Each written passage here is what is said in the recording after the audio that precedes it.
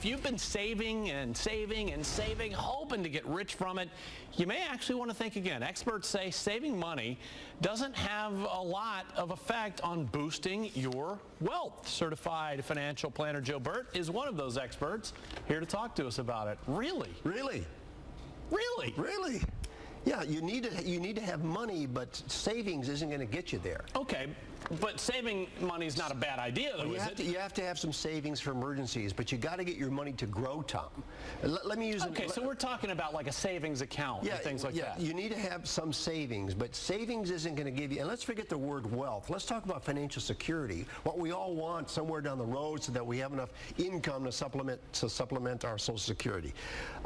What you want to have is your money growing. If you don't have your money growing at a rate faster than inflation, you're actually going backward. Let me use an analogy. It's kind of like baking a cake. Okay, we get all the ingredients, that's the savings. You're putting in the pan, hope it all comes together, and you fail to put it in the oven. It's not going to grow. At the end of the day, at the end of your lifetime, you're going to have the ingredients with, a little bit of return, but it does not going to create enough wealth or financial security for you. Well, so how do you measure, how do you quantify that wealth and financial security that you need? Well, wealth is simply the difference between what you own minus what you owe. And unfortunately, most people owe more than they own. So you want to get your assets to grow. And the best way to get your assets to grow is to own something, all right? And the best thing you can do is own a company. Now, unfortunately, most of us can't own a company, but what we can do is own other people's companies. And that's how you get your money to grow, to be an owner. There's three things you can do with your money, okay? You can spend it. Right. We all know what that is. We're buying the shoes, buying the big screen TV, taking the vacations. That gets you nowhere.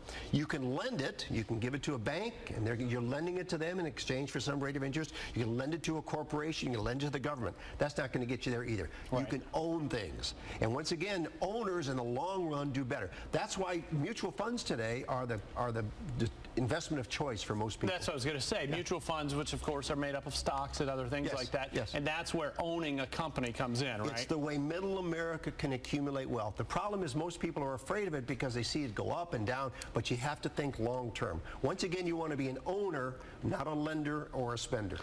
If you're out there thinking, okay, I have to do this and I have to do it now, what's the first step you should take? The first thing to do is, if you have a company 401k, is focus on getting the maximum contribution that you can and look for growth. Don't look for safety, particularly if you're young. That's how you get your money to grow. Savings in and of itself isn't going to get you there. While we're talking about young, do you have a difficult time getting young people to buy into this? Because, we have that whole thing about young people feel like they're bulletproof, that they don't have to worry about these things right now. How do you get through that? I can tell you in my practice, we're seeing more and more young folks coming in, and the reason being is it is because they're seeing their parents and their grandparents struggling, and they don't want to do it. And if you discipline yourself right from the start, save 10% of your income, spend what's left, in the long run you'll do fine. And the best way to do that is your company 401k, and if you don't have it, do an IRA.